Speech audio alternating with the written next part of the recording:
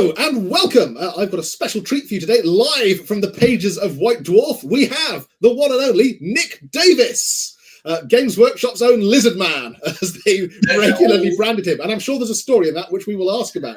But first, hi Nick, thanks for joining us today. Hey up, Ben. How's it all going? It's going good. I mean, it's chucking it down, but we're indoors. We're talking Warhammer. What could be better? Absolutely fine. I'm sitting here in my studio / office. It's like burning hot outside. I have my one little made on TV AC going on down here, and I got my Safari shirt on, so we're all good to go. So excellent. We're well set. Cool. Well, first things first. Why don't you tell those of us who perhaps aren't as avid a diver into the pages of White Dwarf from 20 odd years ago as I am. Tell people a brief potted history about your time at Games Workshop. When did you start with GW? Oh my gosh, a brief potted history way back in the midst of time. I was basically I joined GW when back in Clifton, basically the old factory up there. So it was like mid-90s. I cannot remember the year for the sake of my life. I actually called GW up and I said, I heard you're hiring. And they said, yes, we're hiring. And I said, cool. What positions do you have? And they said, oh, we're hiring in the mail order division. And I went, okay, I can do that. I know the difference between an orc and an orc. And they brought me in, and it was a strange 5-minute interview. And they handed me a blue jacket and said, which the mail order trolls role at that time, said, you're hired. And it's like, that was my intro to GW way back in the day, to kind of bracket it in some kind of like period. It was the year they released Warhammer 1, 2, 3, Warhammer 4, which basically was the box of the High Elves and the goblins in it, and the cardboard cutout Griffin and Riven Rider. And my first, when I said yes to the interview, they brought me into the back, gave me the blue card, said this is going to be a jacket from now on, and they gave me a copy of White Dwarf magazine and basically the box game, the Warhammer box game. I was like, oh wow, I just got hired and I got a brand new game. This is fantastic.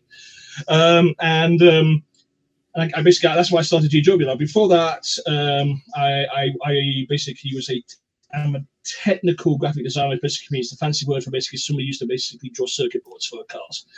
And I spent 2 years basically in Sweden drawing basic circuit diagrams for Volvo cars. So that was an exciting period of time. So if you're on a Volvo and it breaks down and you can't understand the circuit boards, that's totally on me. So any Volvos pre kind of mid-90s, if it breaks down, it's your fault, is what you're saying. It's totally my fault. But I did get to see some fun stuff when I was a Volvo car, like basically driving around basically the first non-driver car. It's basically a Volvo 940 with big cameras on the side of it, and I went out in the circuit. I know it's not quite GW, but it's kind of a fun story. They took me out. These crazy streets took me out into the test track at Malmo at the Volvo facility, and they said, "Here's a driverless car. You sit in the passenger seat." Okay, and I got somebody sitting in the driver's seat, and we went to the steering wheel, and we went around the track, and it wasn't into the steering wheel, and it's oval. Ran it twice, it was great. Then the driver stops the car, he gets out, literally jumps out of the car, slams the door again, and the car takes off again with me basically in the passenger seat, in this driverless car, and I was like 5 laps from me going, ah! And every time I went past the Swedes in the pits, basically the test zone, they just looked at me going. I'm like, let me out! And so basically, that was my pre-experience. One of my pre-experiences before going in the Games Workshop. And unfortunately, the company I belonged to went bankrupt. And I thought, I'm a GW guy. I mean, I played second edition and basically first edition 40k, and I got some toy soldiers here and there. And I thought I'd give them a call and say, hey, try to blag my way in. And I blagged my way in as a mail order troll, and spent about 2 years working in the mail orders division, basically filling orders. I was mid-range speed, not a real fast guy, but my orders were fairly accurate. So if you ever got an order from me, it pretty much was accurate all the time. Then I moved into the mail. I got tapped on the shoulder by the boss, and he said, you know how to use an Apple Macintosh, don't you? And I went, well, yeah, it's been a couple of years, but I know how to use one. And I got moved into the mail order promotional division, which sounds like it's really big, but really it was just me and a Macintosh. And I think it was like an old Mac Apple II, and it's like really ancient, and that's a scanner. And that's all we had. And we were cutting things out of catalogs, sticking them on pieces of paper for promotional flyers and all that kind of stuff. So I spent it. You might even have one of that. So are we talking about? Are you responsible for things like this? Yes, pretty much like that. Mine were basically were gatefolds. That's a full poster. That's probably I was done by Paul when he took over. And then basically I moved from the GW promo division from mail order into the studio for doing the box packaging. That's where you're posting pictures online of basically various box packaging. I'm going, I took a picture of that army. I took a picture of that army. I did that box set. So I went from the mail order trolls promo into the DW packaging. And basically that moved me up into the studio, where basically I learned how to basically use the big format camera, which is basically very Victorian. And it's extremely Victorian. In fact, it's a big old hood. You put a cape over yourself, a little clicker thing, little flash thing on the side there, just like that. And it was a really ancient looking device. And I spent like a year, probably 2 years in the box packaging division, and then they moved me into the big box into the big box game design area. So I got to basically start working on big box games. And from there, I impressed Paul Sawyer so much with an article I wrote about Lizardmen and terrain that he moved me. I got tapped and said, "Okay, you can do White Dwarf stuff now." So I went, okay, I can work on White Dwarf. I only ever wanted to White Dwarf since basically I picked the magazine up like when I was issue 92. And they moved me from basically the big box packaging after we just finished 40K third edition at that time. Mm-hmm. And they moved me into basically White Dwarf at that time. So that's basically, I think White Dwarf 222 was the issue of my Lizardman terrain article appeared in it. Yeah. And I came on board probably 224, I reckon. So 223, I have it right here. Jungle Fever. So that's your first ever White Dwarf article. That's basically everything you can make out of cardboard, including the infamous wire and masking tape trees that I had. Well, it was a thing. It's like, I think Alan Mayer was the first person to basically encourage me to do it. I mean, I don't know if you ever met Alan. I never got the chance, unfortunately. Yeah. So give your viewers listeners or viewers, however this works, an idea who Alan is. He was head of GW product development, something along those lines at that time. And he's a pretty cool guy, big redhead, bearded beard, that sort of thing. And he's actually colorblind, which is why basically you saw a lot of stuff that had a lot of red on it, because you can. Are you saying that the red period is entirely because Alan Merritt was colorblind? Pretty much, yes. That's pretty astounding. So so basically, I'm not sure what color he ever saw, and I never really asked him. But he liked the, I think it was like, Space Marine guns were red. The Acadian shock troops color guns were red. Mm-hmm. Bizarrely, the Catachan jungle fighters with all their Vietnam type stereotyping had big red laser gun las rifles. It's like, would they take that into the jungle? But that was one of the reasons you saw so much red back in that time, was basically because Alan Merritt was basically in charge of basically that sort of product development, and he's also in charge of the heavy metal crew. So they had to they were basically ordered to paint, use lots of reds. That's why you saw like wood elves, red bows, and there's somewhere to put red on that miniature, it would appear. So it was a very much a thing. So when I moved, So you've gone to the picture of White Dwarf, you've got the tap. Got the tap, yeah. And Alan encouraged me to basically make some scenery. Because I think I got the tap mainly because I was one of the few people actually in the studio at the time actually playing the games. And that sounds strange, but that's just the way it works. And I was also one of the few people that wasn't actually a scenery builder, specifically their job making scenery, was actually making scenery. I was doing this at my lunchtime because there's nothing else to do because you're stuck in the middle of nowhere. And this is pre-Lenten, I figured out basically, this is Lenten, and except this literally was like you could eat in the cafeteria or walk like 2 miles into town, and that was it. So it was kind of like a captive universe. So I thought, I'll make terrain. And basically the wire tree thing was just basically it was actually something from when I was a little kid. I had a model train set, and he used to basically I read this article in the Model Training magazine, basically building a tree and like twisted together wire, and that's where basically the wire trees come from. The masking tape thing was like I need to texture this somehow, so let's just use masking tape, and that basically worked. And it's like, this is just a very quick and simple way of basically making trees. And I became synonymous in basically, I think, in White Dwarf, and basically being that guy who basically built stuff out of crap. So, but to my mind, also it fitted because I try to approach it at a hobbyist level. To be fair, you guys are buying toy soldiers, and the toy soldiers are not cheap. They're just not. But terrain can be a cheap thing to make, and I always try to basically come across that. So you just need a cardboard box and polystyrene and some white glue or PVA glue, and that's it. That's what you really need. So every time I tried to build something, it was like, this is the junk I had, and I built stuff out of junk. So and it didn't seem to work. To be fair, so did most of the hobbyists at home. Even when I was a kid, was that I was, let's save these yogurt pots. I'm sure I can make something out of them. They became exactly. Put plastic little paper. Well, you turn them upside down. You put some texture paint on, probably squash them a little bit here and there, and you have basically a building in that regard, and that's what I did. It's like I always approached when I did White Dwarf articles, like, how would I do this as a hobbyist? Because at that point I had basically access to OG Douglas resources, but I didn't want to do it at the point of basically, hey, look at me, I can build this $300 miniature that'll cost you in pieces for like nothing. It cost me anything. It cost me weight. So I'm not sure if they do weight anymore. I wonder if they do. No, they don't. Sadly, I miss the days of weight ordering. They were still doing weight ordering when I was working there. Because I did my dead man. I'm still working my way through my dead man's order, painting the last paycheck's worth of stuff. But no, unfortunately, no more weight order. Oh wow! I didn't realize. Wow! I'm sure they shifted from resin to plastic now, aren't they? So yeah, they're moving everything into completely plastic, I think. Although I'm hopeful when we get the old world, we might still get some lead miniatures in there. So there's a bit of metal here and there. Never heard. So actually, it's not lead anymore; it's white metal. So it was lead when I started. They're still casting with lead. Because we had to basically do blood tests, and that was always by the way, you're working in a heavily lead contaminated environment. Here's your blood test to make sure that basically you don't got lead poisoning. That would have been nice to know walking in. Well, that's actually a question. So going back to I'll let you finish giving your point of history. Then I've got loads of questions coming from that. So let me let you finish first. Well, no. I'm just basically free forming. So if you want to basically direct on the question, let's circle. So first of all, I guess the first thing is, so you were driving a self-driving car back in the 90s.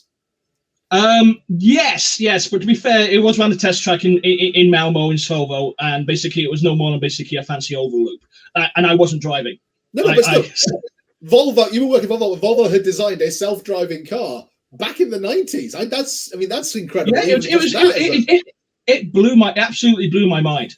It was still a regular car, and basically this thing was on this weird track thing. So basically, it was like tracking it back and forth on this weird thing. And there was like basically, we're talking 90s technology here. So basically, there's huge cameras all over the place. Probably one direction, probably looking at the passenger screaming in terror like I was.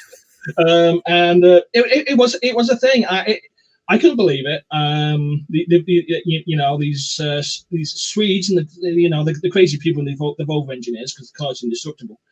Were basically developing all kinds of crazy stuff. There's and the 940 at that time was I think it was a soft turbo car.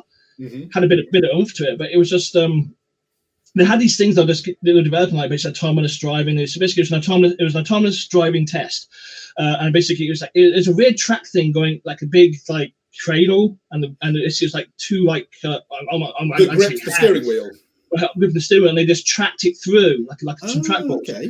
And I don't think you could do any more than it's oval. I'm pretty sure you couldn't do anything complicated.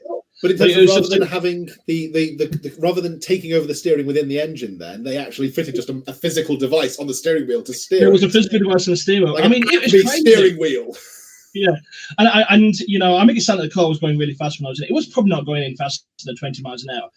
But the sheer fact that the actual test driver guy jumped out of the car and slammed the door, and I didn't before I realized what was happening.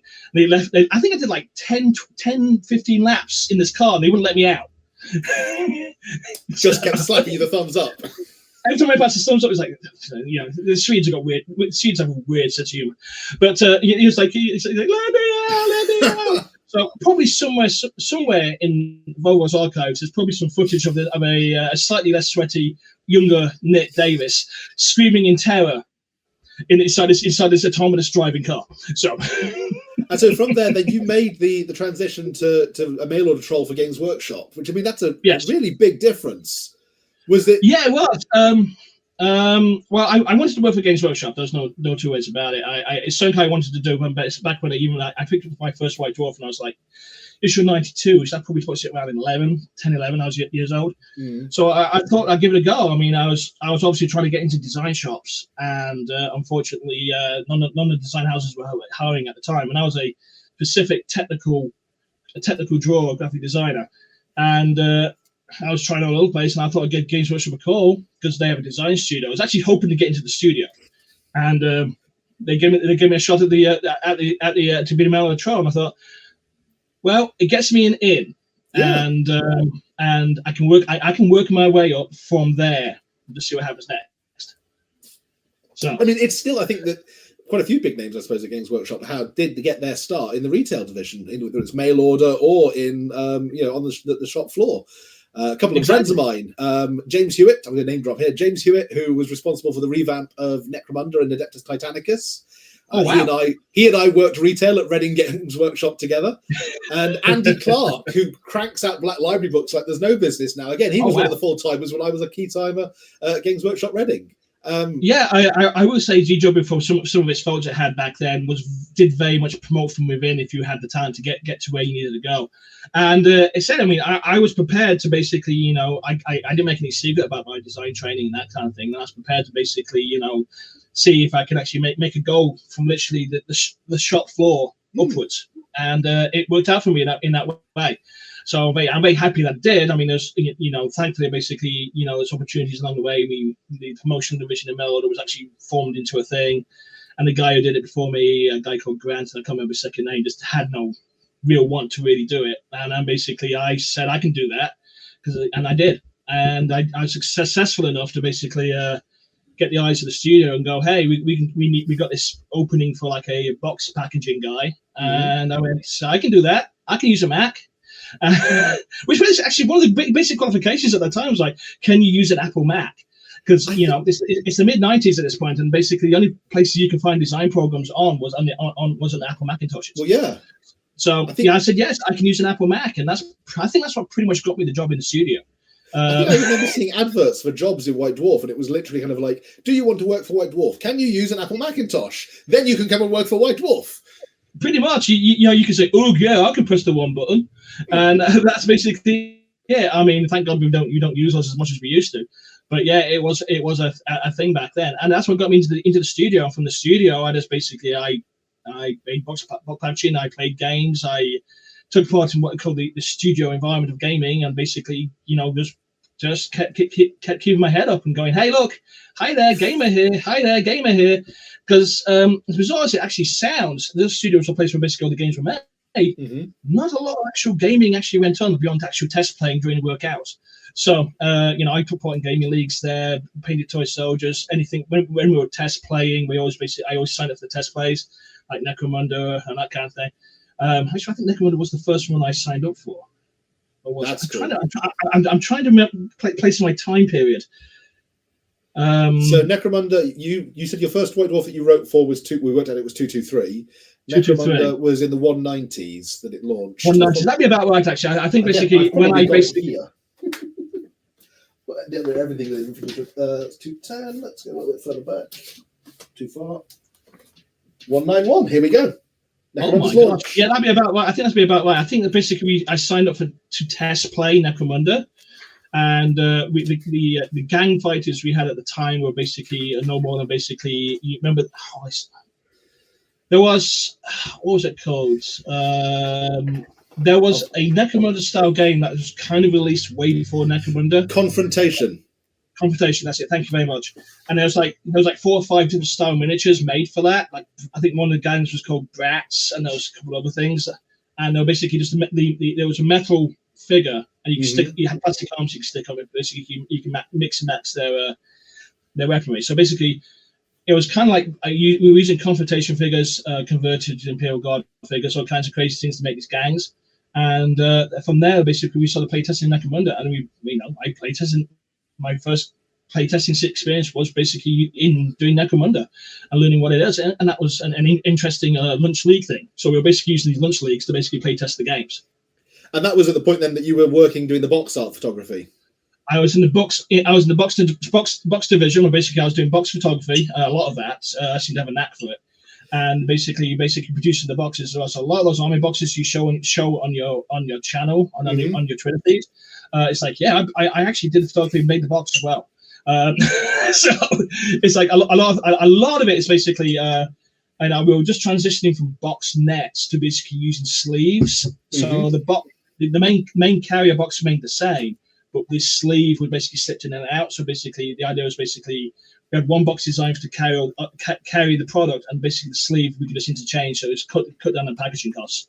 And I just started, we're just moving away from using the box nets, which are basically individually designed boxes, to these sleeves. So I think I'm just going to try and share a picture with you. I think I found the camera you were referring to. It's featured literally in page 191 of White Dwarf. So I'm just going to quickly grab it. Literally, this is the fact that I seem to have half of the 90s just sat on a shelf behind me. Oh, it's really fun. I mean, pretty much GW, near the mid part of the 90s was basically my time. It was my big time at GW. So yeah.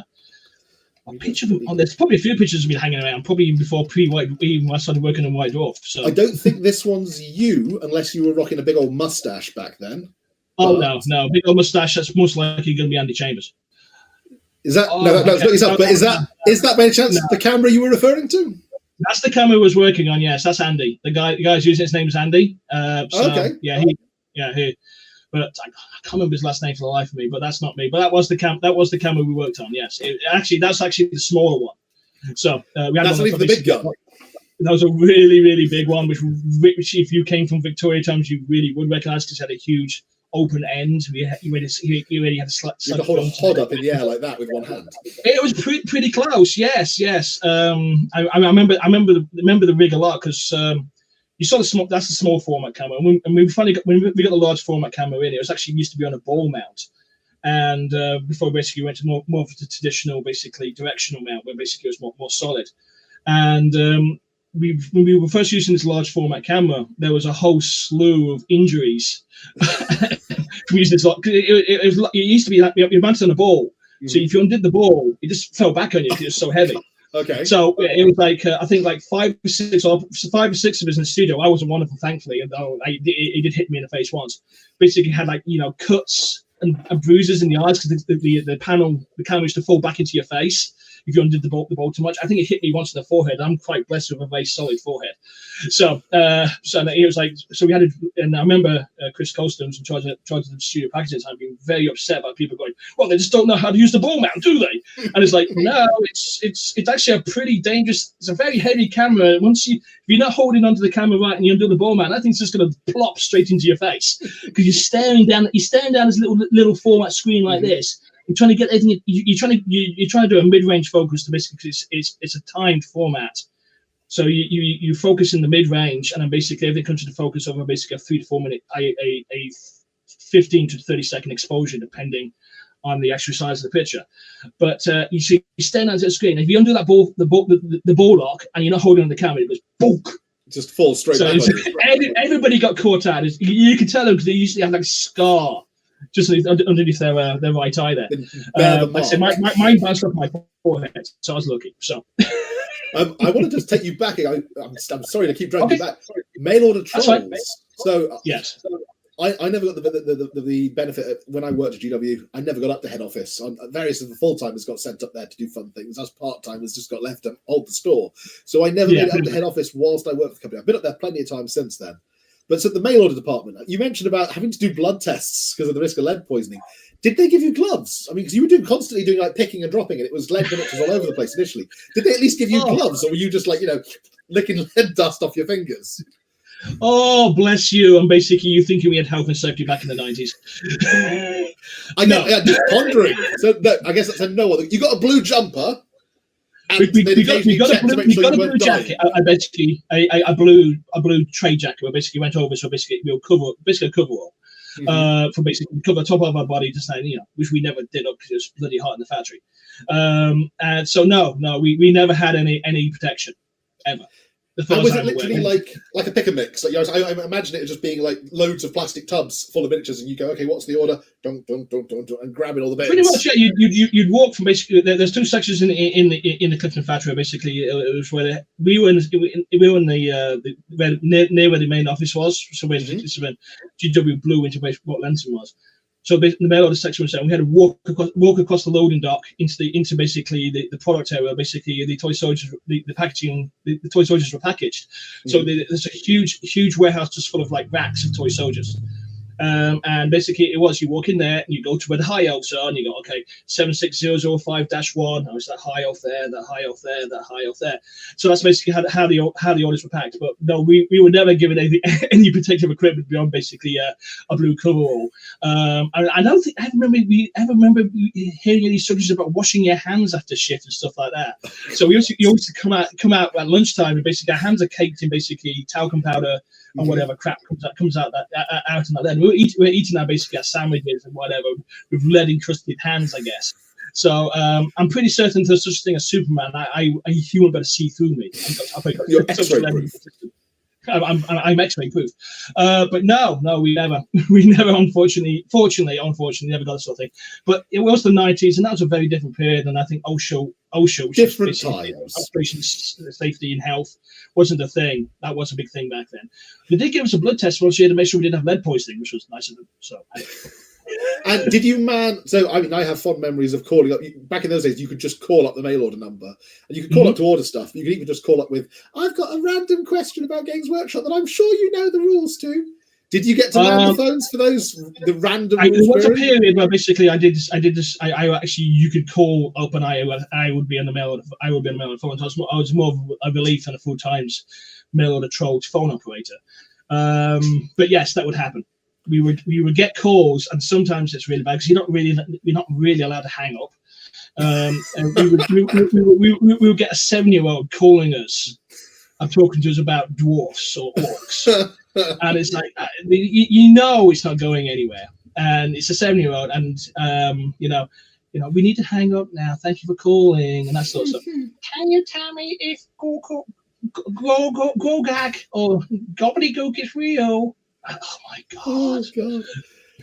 And from the rules question point of view, did you get any training on so if you get a rules query, this is what this is how you go about answering it, or was it just say whatever you feel like? No, no. What we did, and this is how I did it. I just said, look, this is not an official ruling. I'm a guy who basically here is trying to stay your toe soldiers. So. This is my interpretation of the rules and how I would play with my friends, and it would be more or less what they interpreted, just basically reworded. Because all the rules are pretty open to interpretation anyway, unless you're in the middle of a tournament. I mean, it's a game. It's supposed to be fun. Don't take it too seriously. Absolutely.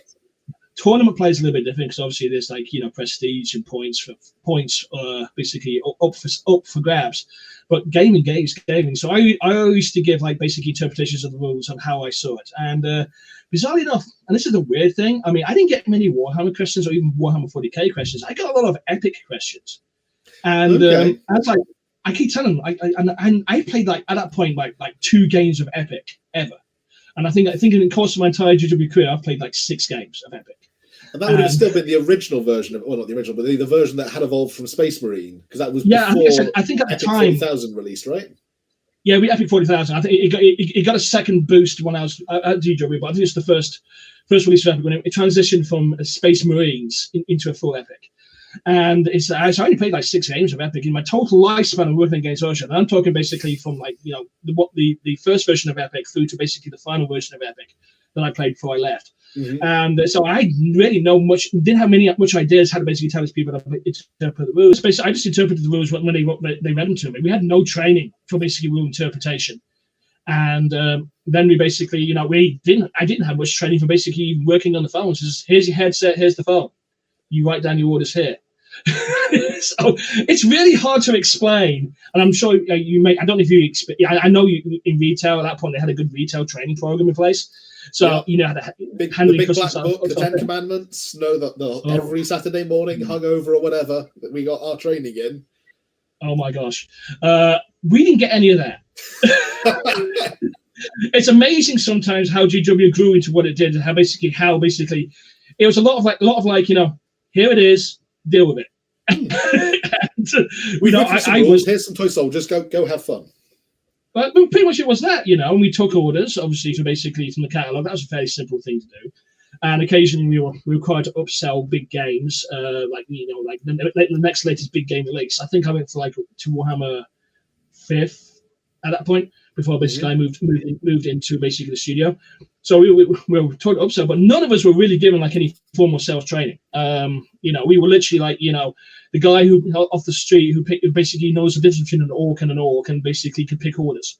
So and that was it. That was our training. You spent like half a day with like one of the veteran trolls who basically showed you where the racks were. Then he shoved an order sheet in your hand and go pick them.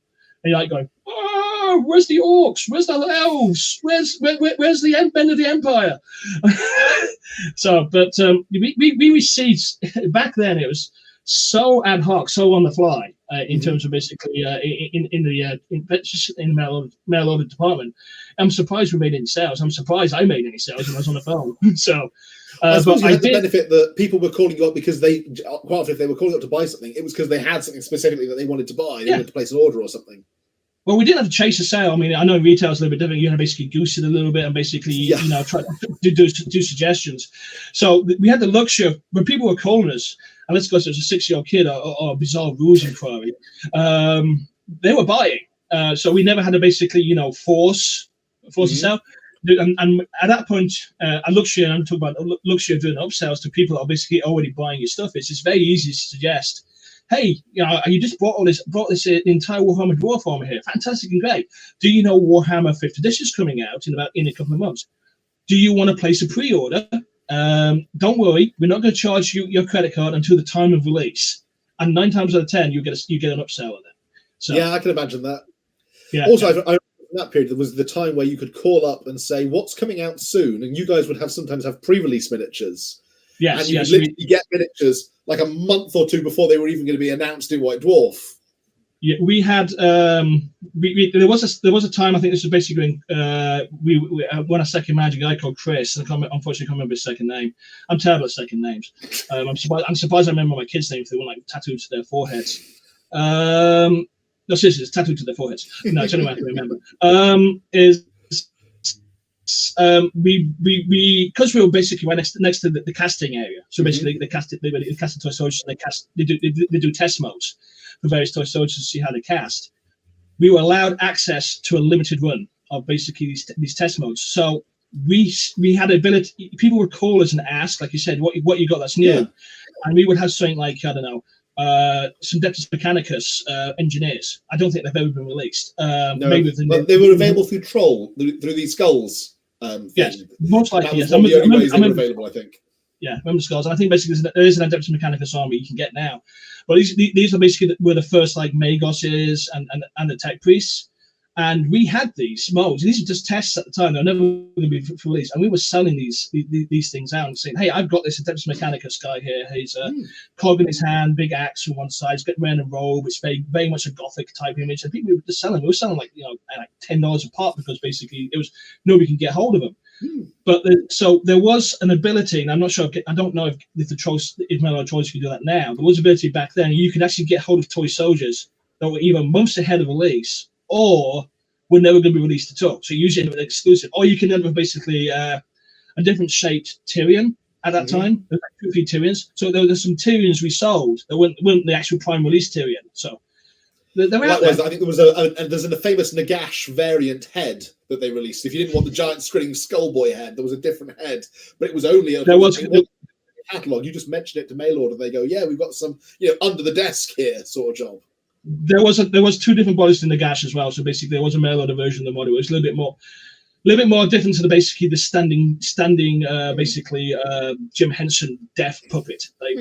So there was some variations on that as well. So there was at that time, and I don't know how it runs now, but you could pick up basically some real fun exclusive toy soldiers that maybe months before they released or even never released at all. So it's we started getting like a gang of what we called them the frequent flyers. Used to call in like once a month, like about second week in the month, and these were the guys who were almost guaranteed sales. And God knows where they got the money from, but they was like, what have you got this? When you got new this month? It wouldn't matter what it was. It's like I'll take 3 of each, 5 of each. I don't know, and I don't know. This is pre-internet.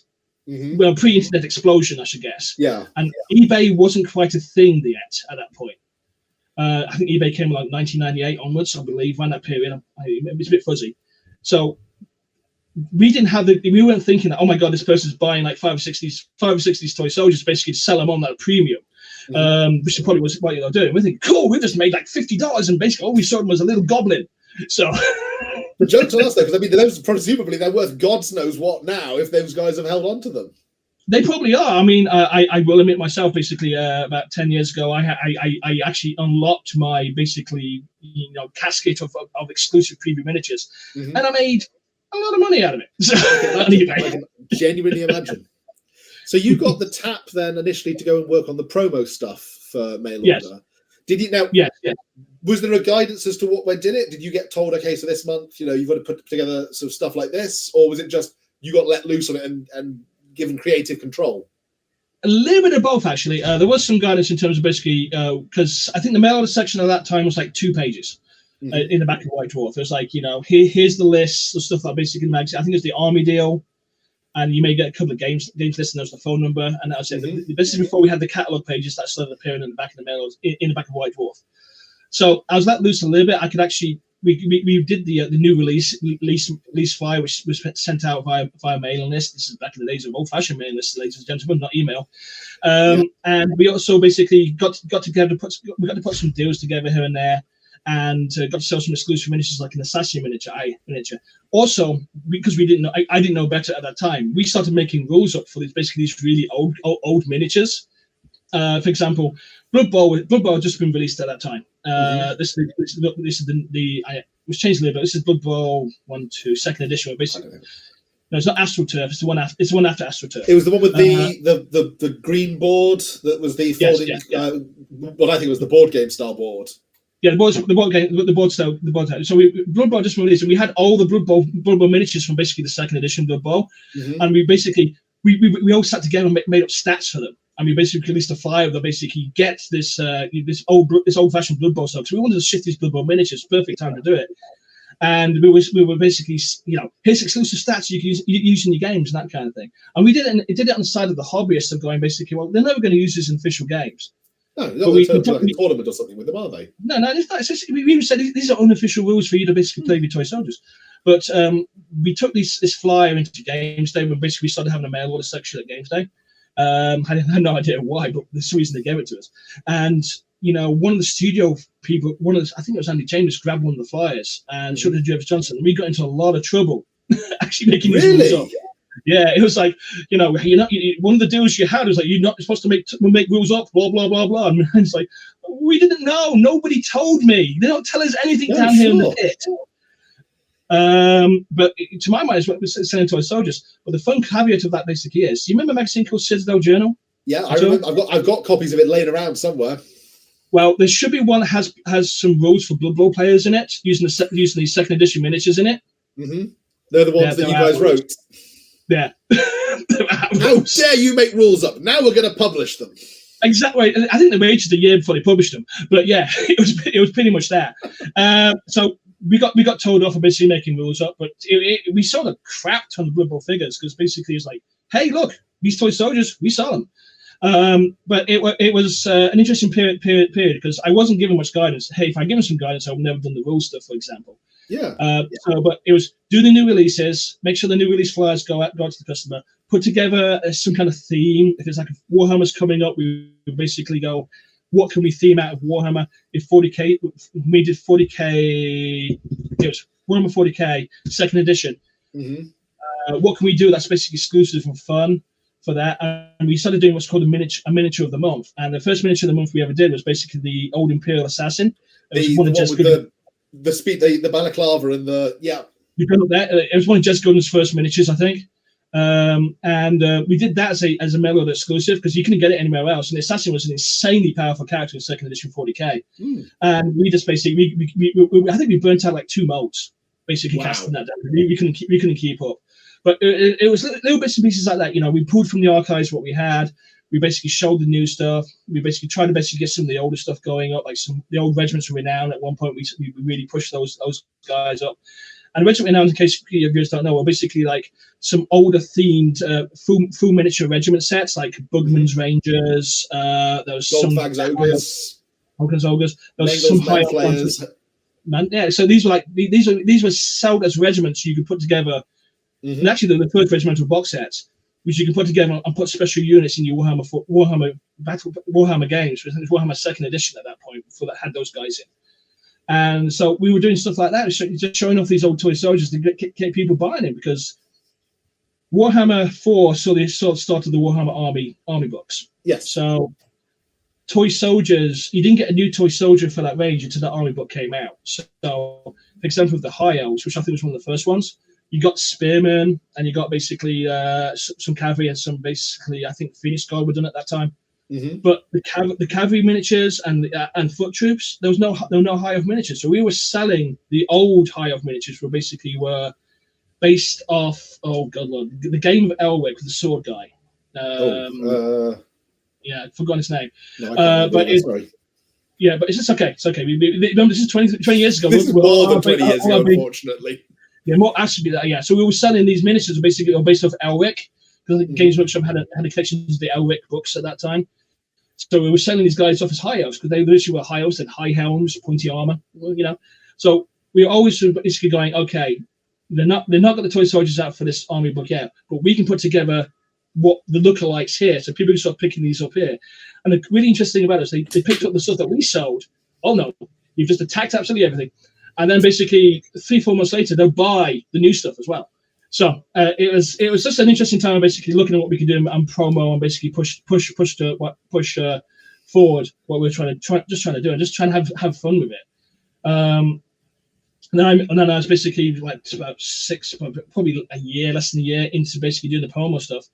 I got tapped and moved into the studio, because there was an opening in the studio to do basically the box promo stuff, basically the game releases, not the game releases, the actual miniature releases, the covers for the boxes. Cover the boxes, basically, doing all that kind of stuff. And I want to be in the studio. I don't want to be here doing this, because I just don't. It's just that's where I want to be. This is just another step for me to get in there.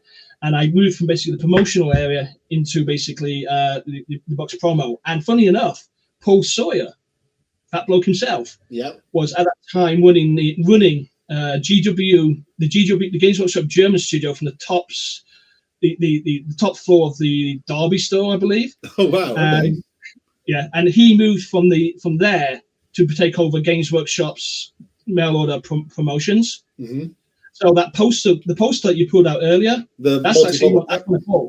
He went back to the traditional poster format. So and he said because that's something that basically I remember back when I first started collecting toy soldiers when I was in early double figures. So he moved all the way back to that format. So anything that's basically got a poster format, that's Paul. So my stuff was basically gatefolds, easy print stuff that basically we ran from a local printer in Clifton, and this local printer was they first appeared and they had a clapped out like Ford Fiesta, and by the time we finished their contract, and they had like a huge like Land Rover Discovery. So they made a lot of money out of us. So. This interview had been planned to run for about an hour. However, Nick had so much interesting stuff to say, and I had so much fun talking to him, that in the end we ended up talking for about 2.5 hours. I could quite happily sit and watch a 2.5 video of Nick just talking about classic Warhammer, but I feel like maybe other people might need a bit of a break. So here's what's happening. As you can see at the title, this is episode 1. I'm going to break the interview down into 3 parts. What I will do is I'll release each of those parts once a month. So the first part gets released today, then come back in a month's time, you'll get part 2. Come back in a month's time, you get the final part. However, if you can't wait, if you're desperate like me to see the rest of this interview, as desperate as I am to share it with you, to be honest, then I'm going to set up a Patreon. So keep an eye on this channel. It will come up on here soon. You can then get the whole interview in one lump sum over on my Patreon. If you can't wait, go head over there, and I'll put some other stuff on there, like early access to videos as soon as they've uploaded them, stuff like that. If there's anything in particular you'd like to see on a Patreon, then let me know in the comments below. In the meantime, though, I hope you've enjoyed this initial dip into the history of classic Warhammer. It's certainly been incredibly illuminating to me. I cannot believe the true secret of the Red Period.